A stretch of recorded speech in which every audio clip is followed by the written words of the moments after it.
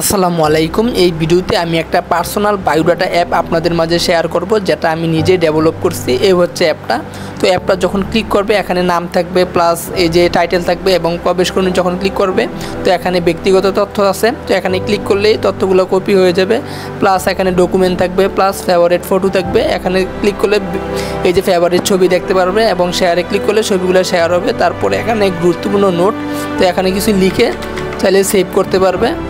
দ্বিতীয়ত এখানে চাইলে কপি এবং ডিলিট করতে পারবে।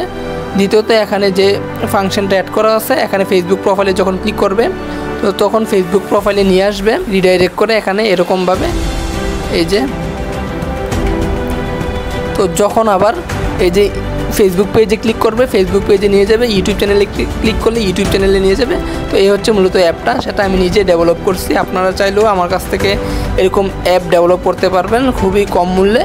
তো ভালো থাকেন সবাই। আসসালামু আলাইকুম।